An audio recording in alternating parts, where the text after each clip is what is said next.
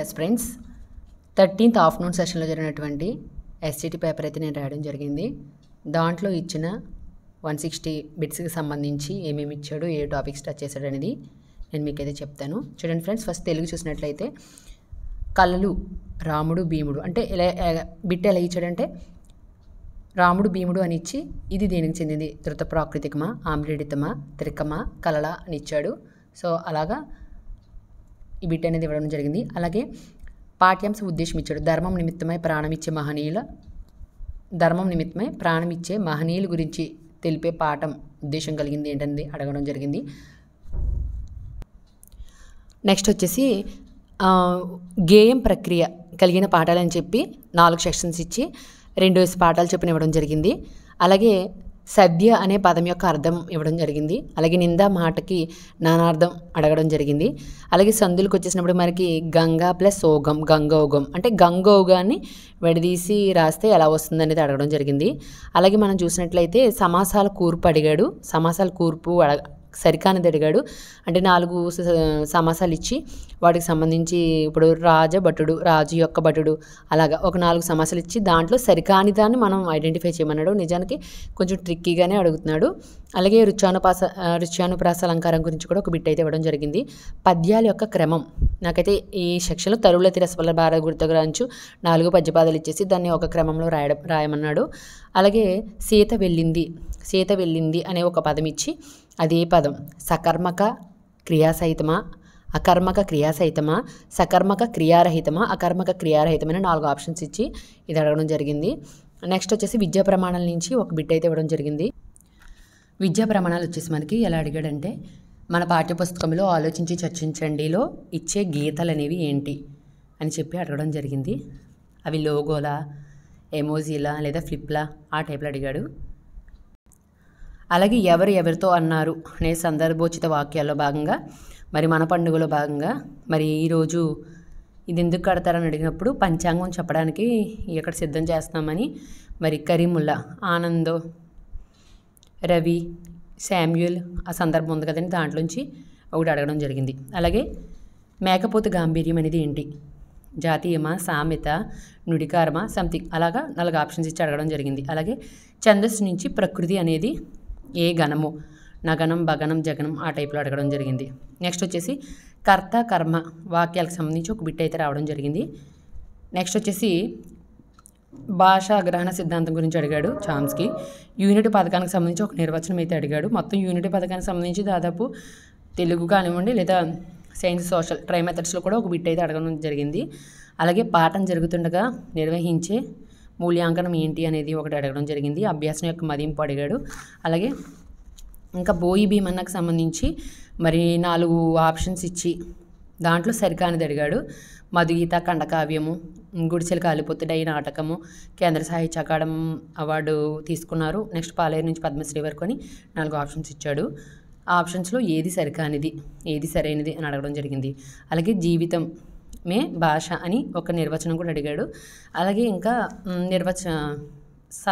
రచయితలకు సంబంధించి ఒక మ్యాచింగ్ కూడా ఇచ్చాడు.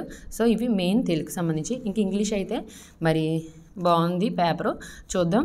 పోయిట్స్ ఎస్ఏకి సంబంధించి మొత్తం ఓవరాల్గా పేపర్లో అయితే 3 బిట్స్ వచ్చాయండి. ఒకటైతే జీకేలో వచ్చింది. రస్కిన్ బాండ్కి సంబంధించి మరి బిట్స్ వచ్చాయి. రస్కిన్ బాండ్ అలాగే ద ఫైట్ అనేది బుక్ ఎవరు రచించారు, అలాగే రూమ్ ఆన్ ద రూఫ్ ఎవరనేది కూడా అడగడం జరిగింది. మొత్తం పోయిట్స్ ఎస్ఏకి సంబంధించి ఇంగ్లీష్లో అయితే 2 బిట్స్ వచ్చాయి. అదే జీకేలో అయితే ఒక బిట్ వచ్చింది. నెక్స్ట్ రీడింగ్ సబ్ స్కిల్స్ ఏంటనేది అడిగాడు. అలాగే ఎడ్యుకేటర్స్ని యాక్టివ్ చేయాలంటే మనం దేన్ని ఉపయోగించాలి అనేది అడిగాడు. టీఎల్ఎమ్స్ని ఉపయోగించాలి. నెక్స్ట్ ఆటోబయోగ్రఫీ గురించి అసలు ఆటోబయోగ్రఫీలో మెయిన్ థీమ్ ఏంటి, దాంట్లో నిజం కాని విషయాలు ఉంటాయా లేదా కల్పిత కథలు ఉంటాయా అని చెప్పి, నెక్స్ట్ నిజమైన విషయాలు ఉంటాయా అని చెప్పి, రియలిస్టిక్గా జరిగే ఈవెంట్సా అని చెప్పి అడిగాడు. అది నెక్స్ట్ సైలెంట్ లెటర్ సంబంధించి ఇచ్చాడు. ఒక 4 ఆప్షన్స్ ఇచ్చి దాంట్లో సైలెంట్ లెటర్ దేంట్లో ఉంది, ఏ పదంలో ఉందనేది అడిగాడు. అలాగే డిక్షనరీ ఆర్డర్ ఇచ్చాడు. ఒక 4 సెక్షన్స్ ఇచ్చి 4 పదాలు ఇచ్చి ఒక్కొక్క సెక్షన్లో డిక్షనరీ ఆర్డర్లో ఉన్న పదం ఏంటనేది ఐడెంటిఫై చేయమన్నాడు. ఇంకా టెన్స్ నుంచి అయితే 3 బిట్స్ దాకా వచ్చేయండి. అది హ్యాడ్ ప్లస్ V3 ఫామ్ ఒకటి, సిన్స్ ఉన్నది ఒకటి, అలాగే ఫ్రీక్వెంట్లీ అనే కీవర్డ్స్, సిన్స్ ఫ్రీక్వెంట్లీ అనే కీవర్డ్స్ కలిగి ఉన్న పదాలు ఉండి టెన్స్ అనేది 3 బిట్స్ వచ్చేయండి టెన్స్ నుంచి. మనకి పార్ట్స్ ఆఫ్ స్పీచ్లో యాడ్జెక్టివ్ ఆఫ్ క్వాంటిటీ సంబంధించి అడిగాడు ఒక బిట్. అలాగే ప్రిపోజిషన్స్ సంబంధించి పార్ట్స్ ఆఫ్ స్పీచ్లో భాగంగా బై అనే ప్రిపోజిషన్ సంబంధించి అంటే అడాప్టెడ్ తర్వాత వచ్చేది ఏంటి చూడండి, ఒకసారి చెక్ చేసుకోండి. అడాప్టెడ్ తర్వాత వచ్చేది ఏంటి, బయ్యా, ఇన్నా, ఆఫా, ఎట్టా అని ఇచ్చాడు. అలాగే ఇన్ సెర్చ్ ఆఫ్ అనే ప్రిపోజిషన్ సంబంధించి అది కూడా ఒకటి ఇవ్వడం జరిగింది. అలాగే క్వశ్చన్ ట్యాగ్ టైప్ క్వశ్చన్స్ వచ్చేసి మనకు ఒక సెంటెన్స్ ఇచ్చాడు, ఈ హీజ్ మై ఫాదర్ అని ఇచ్చి దాన్ని క్వశ్చన్ రూపంలో ఎలా రాయాలి అంటే క్వశ్చన్ ఇంట్రాగేటివ్ ఫార్మేట్లో. So does he is my father అలాగా. నెక్స్ట్ అలాగే ఒక నెగిటివ్ సెంటెన్స్ కూడా ఇచ్చాడు, దే హ్యావ్ అని చెప్పి ఒక సెంటెన్స్ ఇచ్చి దానికి negative not, they have not అనేది యాడ్ చేయడం అనమాట. యాక్చువల్లీ నేను ఎగ్జాంపుల్ కోసం మాత్రం ఇక్కడ రాశాను. సో ఈ టైప్లో అంటే క్వశ్చన్ టైప్ ఇంట్రాగేటివ్లో సెంటెన్స్ అండ్ మనకి నెగిటివ్ సెంటెన్స్ ఇచ్చాడు. కాంప్లెక్స్, కాంపౌండ్, సింపుల్ సెంటెన్స్ సంబంధించి అయితే ఎక్కడ బిట్ అయితే కాపడలేదు. ఆర్టికల్ సంబంధించి అయితే 3 బిట్స్ అయితే ఇచ్చాడు. 3 కూడా చాలా కన్ఫ్యూజింగ్ ఇచ్చాడు. అదొకటి చూసుకోండి. ఆర్టికల్స్ బాగా చూసుకోండి. అలాగే సెంటెన్స్లో ఇవి assertive sentence, declarative sentence, imperative sentence, negative sentence అవి 4 టైప్స్ నుంచే ఇచ్చాడు. 2-3 బిట్స్ అవి చూసుకోండి. నెక్స్ట్ మెథడ్స్కి వచ్చేసినప్పటికీ పోస్ట్ యాక్టివ్లో మనం చేయండి ఏంటి అనేది ఇచ్చాడు. Pre active, active, post active పేజ్లో మనం ఆబ్జెక్టివ్స్ అనేది ప్రీ యాక్టివ్గానే లక్ష్యాలు నిర్ణయించుకుంటాం కదా, సో అది పోస్ట్ యాక్టివ్లో చేయండి అని ఇచ్చాడు. ఇంకా గ్రామర్ వచ్చేసి గ్రామర్ సంబంధించి మనం గ్రామర్ త్రూ మీనింగ్ని ఇచ్చి సెంటెన్స్ రూపం ఏంటని అడిగాడు. సిమాటిక్కా లేదా గ్రామర్ అనేది అడగడం జరిగింది. దీనికి సంబంధించి 4 ఉంటాయి, phonetics, phones, meaning, semantic, syntax. So ఆ యొక్క 4 కూడా ఒకసారి చూసుకోండి. అలాగే వెయిన్ యొక్క నౌన్ ఫామ్ అడిగాడు. అలాగే డైలెక్ట్, మాండలికంలో ఎక్కువగా ఎలాంటి కల్చర్ అనేది ప్రొడ్యూస్ అవుతుంది అని చెప్పేసి అడిగాడు. అలాగే రీఎన్ఫోర్స్మెంట్ చేయడం వల్ల జరగనిది అడిగాడు. రీఎన్ఫోర్స్మెంట్ చేయడం వల్ల జరగంది 4 ఆప్షన్స్ ఇచ్చి 3 రీఎన్ఫోర్స్మెంట్ చేయడం వల్ల ఇది జరుగుతుందని చెప్పి ఒక నెగిటివ్ కూడా ఇచ్చాడు. అది చూసుకోవాలి. నెక్స్ట్ TLM నుంచి కూడా ఇంగ్లీష్కి సంబంధించి ఒక బిట్ అయితే రావడం జరిగింది. ఇవి మెయిన్ ఇంగ్లీష్కి సంబంధించి బిట్స్. మ్యాథ్స్ వచ్చేసి ఒక 1260 డిగ్రీలు కలిగినటువంటి అంతర కోణాలు మొత్తం ఇచ్చి దానికి ఎన్ని భుజాలు ఉంటాయని అడిగాడు. అలాగే గాసాబాకి అలాగే 4 అంకెలు ఇచ్చాడు. 4 అంకెలు పునరావృతం చేయకుండా పెద్ద సంఖ్య చిన్న సంఖ్య నిర్మించి దాని యొక్క భేదం అడిగాడు. అది కూడా చూసుకోండి. అలాగే త్రిభుజాలకు సంబంధించి దాదాపు 2-3 బిట్స్ వచ్చాయేమో. డైరెక్ట్గా కాకుండా AB ఇచ్చి నెక్స్ట్ యాంగిల్ B ఇచ్చి దాని యొక్క ఒక భుజం ఫైండ్ అవుట్ చేయమంటాము, లేదా లంబకోణ త్రిభుజం ఇచ్చి దానికి సంబంధించి యాంగిల్స్ ఇచ్చి చేయమంటం జరిగింది. అలాగే దీర్ఘచతురస్రం యొక్క Lలో B ఇచ్చి కర్ణం అడిగాడు. సో ఒకసారి ఫార్ములా కూడా చూసుకోండి. అందరూ కూడా చాలా కన్ఫ్యూజింగ్ ఇచ్చాడు. L ఏమో 6 ఇచ్చాడు, B ఏమో 2.5 ఎంతో ఇచ్చి చేయమన్నాడు. అది కూడా కొంచెం అక్కడ ఇబ్బంది అయింది. నెక్స్ట్ నీరు కాలం అంటే ఒక 6 పైపులు 30 నిమిషాల్లో ఒక దీర్ఘకణాకార జలాశయాన్ని నింపితే 5 పైపులు ఎన్ని నిమిషాలు నింపుతాయి అనేది అడగడం జరిగింది. మనకి ఇక్కడ విలోమానుపాతంలో X ప్రపోర్షనల్ టు 1/y టైప్లో చేసుకోవాలి. X1 y1 = X2 y2 ఆ టైప్లో చేయాలి. ఈ సమ్ము దీర్ఘకణాకార జలాశయం ఆ మోడల్ చూసుకోండి. నెక్స్ట్ ఈ టైప్లు ఇచ్చాడు. ఈ టైప్లు ఇచ్చి దాని వాల్యూ ఏంటనేది అడగడం జరిగింది. దీని నుంచి మళ్ళీ X తీయడము అవన్నీ కొంచెం క్యాలిక్యులేషన్ పార్ట్ చేసి మనకి చివరిగా వచ్చిన రిజల్ట్ అనేది రాసుకోవాలి. అలాగే లంబ కోణ త్రిభుజం ఇచ్చి దాంట్లో కొన్ని స్టేట్మెంట్స్ ఇచ్చి PQ minus QR find out చేయమన్నాడు. PQ ఇచ్చాడు, PR ఇచ్చాడు, 24 ఇచ్చాడు, యాంగిల్ Q ఎంత అనేది ఇచ్చాడు, అది ఫైండ్ అవుట్ చేయమన్నాడు. అది కూడా చూసుకోండి. నెక్స్ట్ Z అనేది ఇచ్చి బహుపదిలో భాగంగా దానికి సూత్రం Z అనే అక్షరాన్ని అగ్గిపుల్లలతో మనం చేసినట్లయితే దానికి ఏ విధంగా సూత్రం మనం చేయొచ్చు. Z అనే అక్షరం చేయడానికి మనకు 3 అగ్గిపుల్లలు అవసరం అవుతాయి కాబట్టి మనం 3n అనేది సూత్రం ఇక్కడ అప్లై అవుతుంది. అలాగే కిలోమీటర్కి సంబంధించి కన్ఫ్యూజ్ చేయడానికి చాలా కన్ఫ్యూజ్ చేయడానికి ఇచ్చాడు. ఇది కిలోమీటర్ అని ఇచ్చాడు, మీటర్లను కూడా ఇవ్వలేదు. అది సెంటీమీటర్లు, మిల్లీమీటర్లు ఆ టైప్లో ఇచ్చాడు. దీనికి సంబంధించి 4 ఆర్డర్లు ఇచ్చాడు. 4 ఆర్డర్లో కూడా సరికానిది ఇచ్చాడు. సో అంటే 4 చేయాలి, అక్కడ 4 ఆ ప్రాసెస్ 4 కరెక్టో కాదో చెక్ చేసుకోవాలి, అది చూసుకోండి. నెక్స్ట్ ఒక సమ్ ఇచ్చాడు. అది ఎలా ఇచ్చాడంటే 1 మిల్లీ లీటరు మీటరు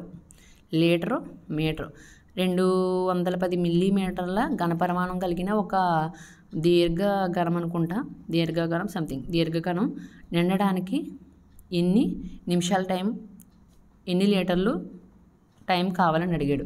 ఎన్ని లీటర్లు 210 మిల్లీమీటర్లు నిండడానికి ఎంతకాలం కావాలని అడిగాడు. అంటే కొంచెం ట్రిక్కీగా అడిగాడు. మామూలుగా అయితే డైరెక్ట్గా చేయడానికి కుదరదు. ఇది మనకి మిల్లీమీటర్లు, 1 మిల్లీమీటర్ ఈజ్ ఈక్వల్ టు 1 ఘనపు సెంటీలీటర్లు ఏదో ఉంటుంది కదా, 1 సెంటీమీటర్ ఈజ్ ఈక్వల్ టు 1 ఘనపు 1 మిల్లీ లీటర్ ఏదో ఉంటుంది సంథింగ్, ఇప్పుడు ఐడియా రావట్లేదు. కానీ ఆ టైప్లో ముందు ప్రమాణాలన్నీ వరుస పెట్టి మార్చుకురావాలి. 1 ఘనపు సెంటీమీటర్ ఈజ్ ఈక్వల్ టు 1 ఘనపు లీటర్ అలా ఉంటుంది. 1 మిల్లీ లీటర్ 1 ఘనపు సెంటీమీటర్, 1 మిల్లీ లీటర్ 1 ఘనపు సెంటీమీటర్. సో ఫస్ట్ ఈ ప్రమాణాలన్నీ మార్చుకుని ఆ తర్వాత మనం ఇక్కడ మీటర్ని లీటర్లో లీటర్ కాదు లీటర్. సో ఆ ట్రిక్కీగా అడిగాడు, ఆ టైప్లో అడిగాడు. అలాగే ఈ టైప్ ఇచ్చాడు. 10లో 20% ప్లస్ 20లో 30% ప్లస్ 30లో 56% అయితే ఎంత అని చెప్పేసి ఒక సమ్ అయితే రావడం జరిగింది. అలాగే ఈ టైప్లో కూడా ఇచ్చాడు. ఈ టైప్లో కూడా మనం సమ్ని ఏం చేయాలంటే సాల్వ్ చేసేలాగా ఇచ్చాడు అనమాట. అలాగే నెక్స్ట్ వచ్చేసి ఒక కోణంలో పూరక కోణంలో సంపూరక కోణం. చాలా కన్ఫ్యూజింగ్గా అడిగింది ఏంటంటే ఒక కోణంలో పూరక కోణం, మళ్ళీ ఆ పూరక కోణంలో సంపూర్ణ కోణంలో ఒక కోణంలో పూరక కోణంలో సంపూరక కోణంలోని 25%కి సమానం.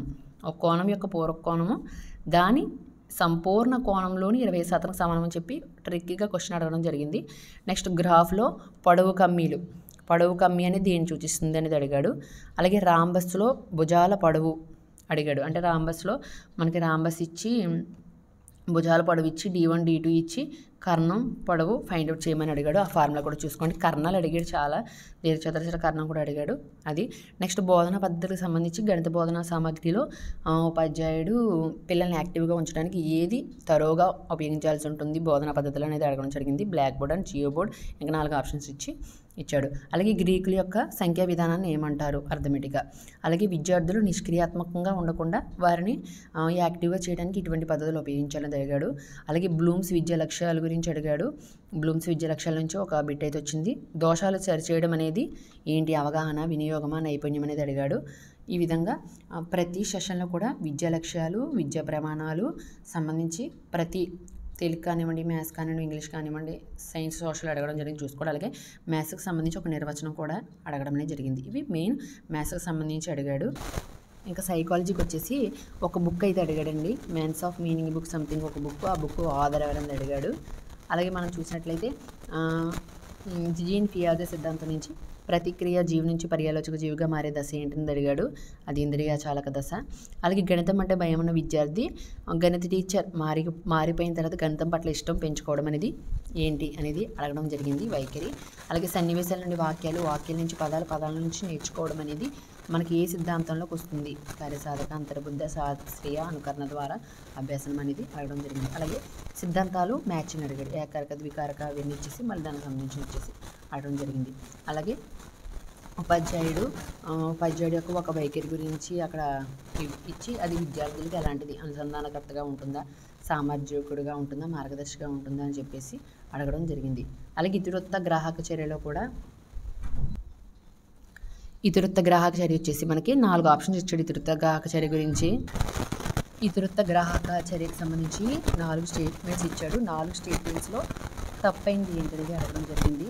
దాంట్లో ఉన్న కోట్లు కానివ్వండి, లేదా అది ఎవరికి ఉపయోగిస్తారు, అది ఎప్పుడు ఉపయోగిస్తారు, ఇవన్నీ కూడా అడగడం జరిగింది. ఆ తర్వాత నెక్స్ట్ వచ్చేసి బోధన కంటే బోధన పద్ధతి ముఖ్యం అని బ్రోనర్ గారు అనటం జరుగుతుంది. అది అడిగారు.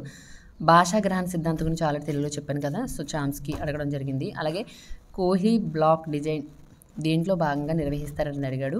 భాటీయ ప్రజ్ఞామాపనలో భాగంగా నిర్వహిస్తారు. సమస్య పరిష్కార పద్ధతి ఒక పద్ధతిగా వీరి వలన ఆవిర్భవించింది అని ఎవరి వలన ఆవిర్భవించిందని చెప్పి 4 ఆప్షన్స్ ఇచ్చాడు. ఫ్రాన్సిస్ గాల్టన్, నెక్స్ట్ ఇంకా 4 ఆప్షన్స్ అయితే ఇవ్వడం జరిగింది. నెక్స్ట్ 31 రోజుల్లో విస్మృతి శాతం ఎంత అనేది అడగడం జరిగింది, 80%. భావనల అభ్యాసానికి సంబంధించి ఒక బిట్ అయితే అడగడం జరిగింది. అలాగే సైకాలజీలో కూడా బ్లూమ్స్ విద్య లక్ష్యాల గురించి ఒక బిట్టు అయితే అడగడం జరిగింది. ఇంకా ఆరోహణ వక్రరేఖ సంబంధించి ఒక బిట్ అయితే అడిగాడు. ఆరోహణ వక్రరేఖ పురోగమనం చెందడానికి కారణం ఏంటి? ప్రయత్నాల సంఖ్య పెరగడము, ఒప్పుల సంఖ్య పెరగడము, తప్పుల సంఖ్య పెరగడము, కన్ఫ్యూజన్గా అయితే అడిగాడు. సో ఈ మెయిన్ అయితే సైకాలజీలో అడిగినటువంటి కొన్ని బిట్స్. అలాగే వైగోట్స్కి గురించి కూడా ఒక బిట్ అయితే, వైగోట్స్కి సిద్ధాంతానికి సంబంధించి ఒక బిట్ కూడా అడగడం జరిగింది. నెక్స్ట్ మనం పిఐఈ గనక చూసినట్లయితే, నెక్స్ట్ పిఐఈకి సంబంధించి ఎన్ఈపి 2020 చైర్మన్ ఎవరని అడగడం జరిగింది, కస్తూరి రంగన్. నెక్స్ట్ త్రిధ్రువ ప్రక్రియలో 3వ అంశం ఏంటి అనేది అడగడం జరిగింది. అక్కడైతే కొంచెం కన్ఫ్యూజన్గా అడిగాడు, ఒకసారి ఆప్షన్స్ చేత చూసుకోవాలి. అలాగే కమిటీలకు సంబంధించి మ్యాచింగ్ అడిగాడు. సో కొన్ని కమిటీలు ఇచ్చేసి ఒక 4 కమిటీలు వరుసకి ఇచ్చేసి ఆ కమిటీలకు సంబంధించి కీ పాయింట్స్, యుద్ధానంతర కమిటీ ఏంటి, నెక్స్ట్ వృత్తిని మెన్షన్ చేసిన కమిటీ ఏంటి, అలాగే 4 ఆప్షన్స్ కమిటీలకు సంబంధించి రావడం జరిగింది. నెక్స్ట్ బోధన ఉపకరణాల తయారీకి దేశంలో శిక్షణ ఇచ్చే సంస్థ ఏంటనేది అడగడం జరిగింది, 4 ఆప్షన్స్ ఇచ్చాడు. అలాగే జీవితం యొక్క అంతిమ ధ్యేయమే విద్య అని చెప్పి ఒక నిర్వచనం అడిగాడు. ఉపాధ్యాయ లక్షణాలకు సంబంధించి ఒక బిట్ అనేది రావడం జరిగింది. అలాగే విద్యార్థి శారీరక మానసిక మొత్తం తరగతి లేదా పాఠశాల మొత్తం అన్నీ కూడా దేంట్లో రికార్డ్ చేస్తారని చెప్పి క్యూములేటివ్ రికార్డా, లేదా సంఘటన రికార్డా, లేదా రిజిస్టర్ రికార్డా, ఎనక్డోట్, ఇలా 4 ఆప్షన్స్ ఇవ్వడం జరిగింది. అలాగే ఇక్కడ వచ్చేసి మనకి కొన్ని 4 ఆప్షన్స్ ఇచ్చాడు. దాంట్లో సరికాంది అడిగాడు. ఈశ్వరబాయ్ పటేల్ కమిటీ 1977, భారత విద్యా ప్రణాళిక చట్టము 2011, ఆర్టీ 2019 అని ఇచ్చాడు.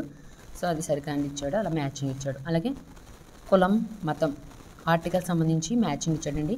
14, 15, 16, 17 ఆర్టికల్స్ ఇచ్చి దానికి సంబంధించి ఏంటి సరైన క్రమం ఏంటి, సరైన క్రమంలో ఉంది ఏంటి, ఏబిసిడి ఆ టైప్లో ఇవ్వడం అనేది జరిగింది. ఇది మెయిన్ పిఐఈకి సంబంధించి వచ్చినటువంటి బిట్స్. నెక్స్ట్ సోషల్కి వచ్చేసినప్పటికి మనకి ఇయర్స్ అయితే ఎక్కువగా ఏం తగలేదు. పుష్టి మార్గం లేదా భగవద్ అనుగ్రహ మార్గం ఎవరు చెప్పారని చెప్పి అడిగాడు, వల్లభాచార్యుడు. అలాగే సర్వసత్తాక అనగా స్టేట్మెంట్ ఇచ్చి దానికి సంబంధించి సర్వసత్తాక అది గణతంత్ర లేదా అది ద్విసమైక్య, అలాగే 4 స్టేట్మెంట్స్ ఇచ్చాడు. అలాగే తైమూర్ దండయాత్రలు ఎవరి కాలంలో జరిగాయని ఇచ్చాడు. ఎస్ఏలు కూడా రిపీటెడ్గా ఈ దండయాత్రలు ఎవరి కాలంలో వచ్చాయి అనేది అడుగుతున్నాడు. అలాగే ఎద్దుల ఆవులగుండు అనేది ఏ ప్రాంతంలో ఉందని చెప్పి 4 ఆప్షన్స్ అయితే అడిగాడు. అలాగే కార్బన్ యొక్క స్వచ్ఛ రూపం ఏమిటి అనేది కూడా అడిగాడు. అలాగే గ్రహ శకల అనేది ఏ గ్రహాల మధ్య ఉంటాయని చెప్పేసి అడగడం జరిగింది. శుక్రుడు కవల గ్రహం ఏ స్థితిని బట్టి, శుక్రుడు మన భూమి యొక్క కవల గ్రహం అని చెప్తారు కదా, ఏ స్థితిని బట్టి, ఆకారం పరిమాణం బట్ట లేదా శీతోష్ణ స్థితి, అక్కడ ఉష్ణోగ్రతను బట్ట లేదా శీతోష్ణ స్థితి ఆకారం బట్ట అని అడగడం జరిగింది. అలాగే రష్యా రాజ్యాంగం నుండి మనం తీసుకున్నవి ఏంటి, ప్రాథమిక విధుల, ప్రాథమిక హక్కుల లేదా లిఖిత రాజ్యాంగమా ఏంది తీసుకున్నారని అడగడం జరిగింది. అలాగే సివిల్ కేసు కింద వచ్చేదని చెప్పి 4 ఆప్షన్స్ ఇచ్చాడు. 4 ఆప్షన్లో సివిల్ కేసు కిందకి వచ్చేది కానిది ఏంటి అని అడిగాడు. దొంగతనం అనేది క్రిమినల్ కేసు కాబట్టి అది కాదు. నెక్స్ట్ హక్కులకు సంబంధించి సరికానిది అని అడిగాడు, కొన్ని హక్కులు ఇచ్చాడు, దానికి సంబంధించి సరికాని స్టేట్మెంట్ ఏంటి అనేది అడిగాడు. అలాగే నదులకు సంబంధించి కూడా ఒక బిట్ అయితే రావడం జరిగింది. అలాగే డచ్ బ్రిటిష్ వారు చేరుకున్న తీరం ఏంటి, డచ్ బ్రిటిష్ వారు మన భారతదేశంలో ఏ తీరానికి వారు చేరుకున్నారని చెప్పి 4 ఆప్షన్స్ ఇచ్చాడు. అలాగే చంపారన్ ఉద్యమం సంబంధించి 4 ఆప్షన్స్ ఇచ్చాడు. దానికి గాంధీ గారు చంపారన్ నీలి మందుకు సంబంధించి వ్యతిరేకంగా చేసిన ఉద్యమంలో భాగంగా ఏది ఉద్యమం అనేది అడగడం జరిగింది, చంపారన్ ఉద్యమం. అలాగే విద్యా ప్రమాణాలకు సంబంధించి ప్రతి దాంట్లో కూడా విద్యా ప్రమాణాలకు సంబంధించి ఇచ్చాడండి. దాదాపు ఒక 4 బిట్లు దాకా వచ్చి ఉంటాయి మేబీ. నెక్స్ట్ ప్లాస్టిక్ ఉపయోగం ప్రమాదం అని తెలిసి దాన్ని ఉపయోగించకపోవడం అనేది ఏ వినియోగము అనేది కూడా అడిగాడు. నెక్స్ట్ అంశాల వారీగా బోధన అనేది ఏ ఉపగంలో భాగంగా నిర్వహిస్తామనేది. గత అనుభవాల పరంపరే చరిత్ర అని చెప్పి ఎవరిచ్చారు స్టేట్మెంట్, అంబేద్కర్ గారా, నెహ్రూ గారా, సర్వేపల్లి రాధాకృష్ణ గారా అని అడగడం జరిగింది. ఈ యూనిట్కి సంబంధించి ఒక నిర్వచనం అడిగాడు. అభ్యాసన మదింపు గురించి ఒక బిట్ వచ్చింది. అలాగే సమానత్వం సంబంధించి కూడా ఒక బిట్ అనేది రావడం జరిగింది. ఇంకా సైన్స్కి వచ్చేసినప్పటికీ మనకి చీమ ఆవిరిలిచ్చే ఆమ్లము, ఫార్మిక్ ఆమ్లము, పిండి పదార్థాలు, ప్రోటీన్లు వరుసగా ఎక్కడ జీర్ణం అవుతాయి అనేది ఆప్షన్ ఇచ్చాడు. జీర్ణాశయం నోరు జీర్ణాశయం నోరు చిన్న ప్రేగు నోరు, అలాగా 4 ఆప్షన్స్ ఇచ్చాడు. ఎడారి మొక్క అనుకూలం కానిదని చెప్పి 4 ఆప్షన్స్ ఇచ్చాడు. 4 ఆప్షన్స్ కూడా కరెక్ట్ ఏమో అన్నంత అలా ఉన్నాయి, కానీ దాంట్లో ఒకటి మాత్రమే అనుకూలం కానిదిగా మనం ఐడెంటిఫై చేయాల్సి ఉంటుంది. నెక్స్ట్ దారువు పోషక కణజాలం సంబంధించి ఇది కూడా 4 స్టేట్మెంట్స్ ఇచ్చాడు. 4 స్టేట్మెంట్స్ కూడా ప్రతిదీ కూడా కరెక్ట్ ఏమో అనుకుంటాం, ఆ రీతికి ఇచ్చాడు. సో కానిది ఏంటి దారువు పోషక కణజాలం కానిది. దారువు పోషక కణజాలం కలిస్తే ప్రసరణ కణజాలము. దానికి సంబంధించి సరికాకుండా ఇచ్చిన ఒక స్టేట్మెంట్, సరికానిది కాదు సరైన స్టేట్మెంట్ని ఇక్కడ ఎన్నుకోమన్నాడు. కన్ఫ్యూజన్గా అడిగాడు. నెక్స్ట్, బంగాళదుంపకు సంబంధించి ప్రయోగం చేసినప్పుడు నీలి రంగు ఏర్పడుతుంది కదా ధనద్రవం వద్ద. ఇది దీంట్లో ఏంటి? ఆ యొక్క విద్యుత్ ప్రవాహమా లేదా విద్యుత్ రసాయన చర్య? ఆ టైప్లో అడిగాడండి. అలాగే గ్రూపులకు సంబంధించి మ్యాచింగ్ అడిగాడు. చాల్కోజన్స్, హాలోజన్స్, కార్బన్ కుటుంబం, బోరాన్ కుటుంబానికి సంబంధించి ఏ గ్రూపులకు చెందింది, 3A, 4A, 5A ఆ టైప్లో అడిగాడు. అలాగే త్వచ జీవోత్పత్తి కణం ఏమిటి అనేది అడిగాడు. త్వచ జీవోత్పత్తి కణం అంతర్జీవ కణజాలం వలన త్వచం యొక్క జీవోత్పత్తి అనేది జరుగుతుంది. అలాగే బ్యాక్టీరియా, మలేరియా సంబంధించి మ్యాచింగ్ ఇచ్చాడు. మలేరియా పరాన్నజీవి, బ్యాక్టీరియా టైఫాయిడ్ ఏ యొక్క జీవి వలన వస్తుంది, లేదా పోలియో వైరస్ అని 4 ఆప్షన్స్ ఇచ్చి 4 ఆప్షన్లో సరికానిది కూడా ఐడెంటిఫై చేయమన్నాడు. అలాగే మనకి కణ శ్వాసక్రియకి సంబంధించి మరి అవాయు శ్వాసక్రియ క్రింది వాటిలో దేంట్లో జరగదు అని ఇచ్చాడు. అమీబ్ ఇచ్చాడు, కండరాలు ఇచ్చాడు, ఎక్కనిచీవులు ఇచ్చాడు. అలాగే ఇక్కడ ఇంకో బిట్ ఎలా ఇచ్చాడంటే అమ్మాయిల స్వరపేటిక యొక్క పౌనపుణ్యం అబ్బాయిల స్వరపేటిక కన్నా ఎక్కువ. అబ్బాయిల యొక్క స్వరపేటిక పొడవు అమ్మాయిల స్వరపేటికను తక్కువ అని 2 స్టేట్మెంట్స్ ఇచ్చి ఒకటి సరైనది, ఒకటి సరికానిది, ఒకటి సరికానిది, 2 సరైనది. 2 సరైనవే ఏ ఆర్కు వివరణ, ఆర్ ఏకు వివరణ ఆ టైప్లో ఇచ్చాడు. అలాగే హెర్బేరియం, వైవేరియం, టెరేరియం, ఆక్వేరియంలో భిన్నమైనది ఏంటనేది కూడా అడగడం జరిగింది. బోధన పద్ధతుల్లో క్రింది పద్ధతి విద్యార్థులను యాక్టివ్గా ఉంచుతుంది అని చెప్పి ఇచ్చాడు. చర్చ శిశు కేంద్రీకృత కూడా ఇచ్చాడు, కన్ఫ్యూజ్ చేయడానికి ఇచ్చాడు. అలాగే కారణాలు తెలపడానికి సంబంధించి విద్యార్థి పలానా విషయం గురించి కారణాలు తెలపడం అనేది ఏ యొక్క మరి విద్యా ప్రమాణంలోకి వస్తుంది, లేదా ఏ యొక్క అవగాహన, వినియోగం, నైపుణ్యం అనేది అడిగాడు. అలాగే RTE 2009కి సంబంధించి మరి సైన్స్ యొక్క విద్యా ప్రమాణాలు ఎన్ని అని అడగడం జరిగింది.